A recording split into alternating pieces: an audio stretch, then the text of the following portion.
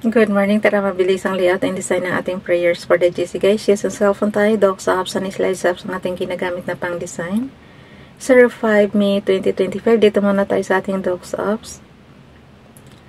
Ang ating font is Comic Sans MS, size 12. Text color ay yellow. Highlight color is neon blue, naka-bold. And yung alignment guys, yung ibang graphics naka-right align, ang ibang graphics naman is naka-center align. So, kayo na bahala kung anong design ng alignment gusto nyo. So, tulad nito, from Family GC, ganyan ko siya ginawa. Yung mga gustong sumali sa Family GC, pakicontact yung aming founder, Harry B. De La Cruz, or yung mga admins ko, founder Muti, admins Roger Pacatang, Aileen Samarin, Aiki Akma, Sarah Golinga, Nanay Elsa Samarika, at ang inyong lingkod, Ralph Bayan Pag-Vlogs. Pakisubscribe na rin sa kanilang mga YouTube channel, like and share na rin ang kanilang mga video. At yung gusto magpa-member sa ating Family GC, i-add nyo lang and then i-confirm na yan ng mga admins. Dito muna tayo sa prayer ni Nanay Elsa Samarika. Thank you so much talaga sa pagbibigay mo sa akin ng prayer, Sis Elsa. Malaking tulong sa akin kasi nakakabawas tayo,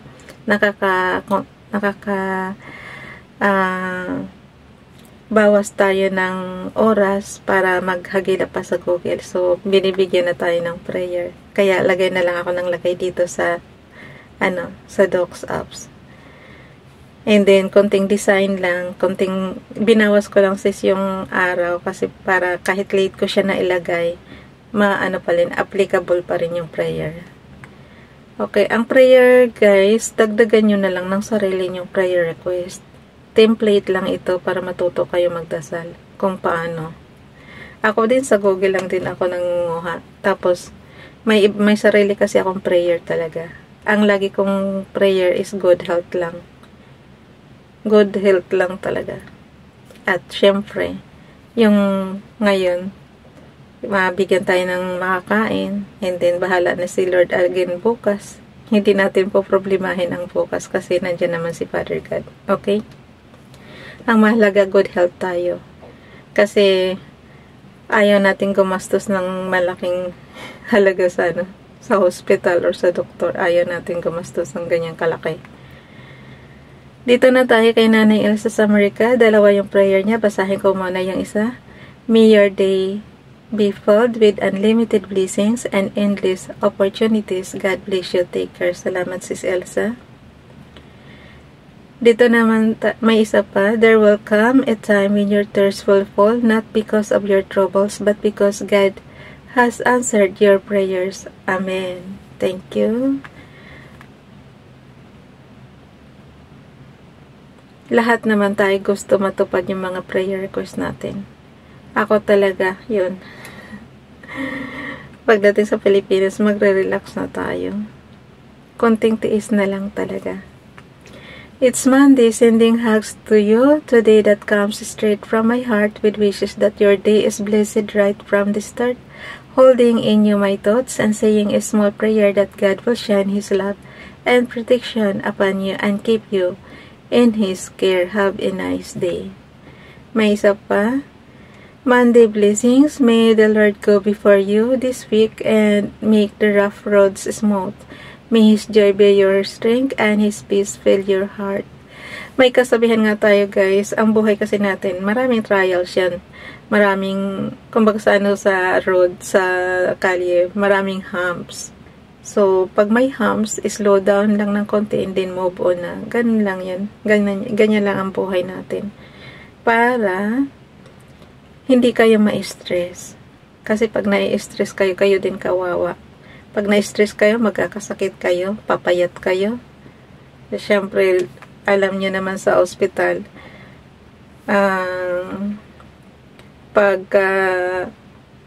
malala talaga ang sakit nyo, i-confine kayo ng matagalan dyan. So, andyan yung maboboard kayo, andyan yung basta lahat na ng stress, huwag nyo tanggapin. Ganun lang ka-simple ang ibig ko sabihin. Kasi pagka tinanggap yung stress na yan, kayo din ang kawawa. Diba? Kasi tayo naman guys, ang nakakaalam ng sarili nating sakit. Ganun lang yun. Tsaka ang tinuro sa Bible, makikita nyo mga leaves lang, mga bunga lang ng kahoy, ang siyang nakakapagpagaling ng sakit. So, yung katulad ng figs tree, diba? O, ilagay nyo yun sa soup, di makakapagpagaling na yun sa mga sakit-sakit nyo. Ganun lang siya kasimple. Gayahin nyo na lang yun nasa Bible. Kasi lahat naman ng medicine na galing naman yan sa punong kahoy. Ang mga dahon-dahon. Siyempre, inano na lang nila yan para ma-preserve ng ano. Pero kung mayroon naman kayong halamanan, magtanim na kayo ng mga gamot-gamot. Yun. Noong araw nga pag may lagnat, alam niyo yung dahon ng tuba. Di ba? Itatapal lang yun sa noo. Tapos na yung lagnat. Tapos yung anak ko naman na bunso, lumaki yan. Alam niyo pag inuubo, ang gamot lang yan is ano ba yung dahon ng lagi kong pinapaano kay daddy? Oregano. So, painumin mo ng oregano yan. Kaya, lumalaki si bunso ng dahon lang ng oregano yung gamot sa ubo niya. Kasi nasa Bible naman Nasa Bible naman yan, dahon lang, tsaka mga prutas, kain kayo ng prutas. Nagsabi yung hindi mo kumakain ng masyado ng prutas. Ewan ko ba, ang kinakain ko lang is mas lumalakas ako pagka yung saging. Pagka nararamdaman ko ng hina ko. Alam niyo yung saging na yata yan Ganun naman talaga, di ba, pag nanghihina ka, sugar ang katapat. So, potassium pala. Potassium yung katapat. So, saging ang lagi kong kinakain. Maraming namamatay sa kulang sa potassium, guys. Saging lang ang niyan, mas maraming potassium ang saging. So, yun. Tapos, kung gusto niyo naman ng vitamin C, punta kayo sa orange. Ganun lang siya kasimple. Diba? Mga fruits, kailangan mga natural vitamins ang kuhanin natin. Kung kulang naman kayo sa vitamin D, magpa-araw kayo sa umaga. Ganun lang po. Huwag nating pasakitan yung bulsa natin, lalo pat wala naman tayong pampa-hospital na ang mahal-mahal. So, yun.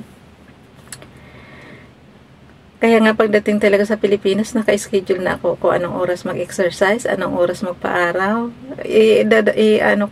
Isusulat ko na yan. Para habang nagre-relax tayo, may oras tayo pag-exercise, pag oras tayo ng magpabilad sa araw ng kaunti. Tapos yun, magtanim-tanim tayo para may makain tayong healthy food. Diba? Ganun ang bala ko pagka umuwi na ako ng probinsya. Bilisan na natin pagbasa. Kay FB doon na din tayo. Ito yung repost prayer natin. Today's prayer, Heavenly Father, I may not understand how everything will work out, but I trust you. I don't say a way, but I know you will make a way. I have faith that I have faith that at this very moment, you are touching hearts, opening doors, and lining up the right bricks and right opportunities. Things may look dark and bleak now, but I have faith that may nahulog, guys. Alam niyo yun. Dito talaga ako kinikilabutan minsan sa kwarto ko na to Kahit ang layo-layo nahulog. Ewan ko ba. Anong may hangin ba? Wala nga akong electric fan, wala akong hangin. Kita mainit na init nga ako. Pero may nahulog. Diyan ako talaga nagtataka sometimes. Father God, yung spirit mo ba nandito sa akin ngayon? So, yun. Basahin natin ulit. Today's prayer, Heavenly Father, I may not understand how everything will work out, but I trust you. I don't see a way, but I know you will make a way. I have faith that at this very moment, you are touching hearts, opening doors, and lining up the right bricks and right opportunities. Things may look dark and bleak now, but I have faith that my dawn is coming. In Jesus' name, Amen. Dito naman tayo kay Princess Dain Channel at kay Ralph-Line Pag-Vlogs. Yung 2023 na prayers, survive me is pareho lang sila ng prayer. So, basahin lang natin. I-zoom lang natin para mabasa. These things I have spoken unto you, that in me ye might have peace. In the world ye shall have tribulation, but be of good cheer, I have overcome the world. John chapter 16 verse 33. Kay Ronelo Ligaspi vlog naman, salvation belongeth unto the Lord, thy blessing is upon thy people. Sila, Psalms chapter 3 verse 8. Mayroon pang isa, dalawa yung inano ni, pakisubscribe guys, Ronelo Ligaspi vlog. For us the heaven, but biglang sumakit ang ulo ko. For us the heaven is high above the earth, so great is His mercy toward them that fear Him. Psalms chapter 103 verse 11. Hindi naman ako natatakot. Ba't sumasakit ulo ko? Kasi guys, kusang nalaglag yung hindi ko alam. Mamaya ko natingnan ko ano yung nahulog na yun. Parang yata. Parang bag yata or what. Yung bag na nilalagyan ko ng mga food, ng mga pagkaing chicherya, ganyan. Hindi ko alam ba't nahulog. Biglang sumakit ulo ko. Nag-iisip lang ako ng ano. So, dalhin na natin yun sa ating storage apps. Okay. 2 prayers, family GC. Ilakihan ko lang ha. So, yan na yung ating 05 May 2025. So, yan. Napansin nyo, mayroong numbering yung rows. Cell address ang tawag dyan. Nasa column A ka. So, yan. Bukas na yung open na yung ating 06 May 2025. So, lagyan na lang natin yan bukas ng graphics. Ipapasa na natin sa GC guys. Ang dami kong graphics, hindi pa ako nagbubura. Ipasa na natin sa GC, ako na bahala.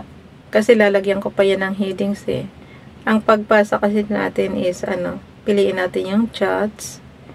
And doon ako naglalagay ng headings. Okay? Bye everyone. God bless us. Amen. Okay.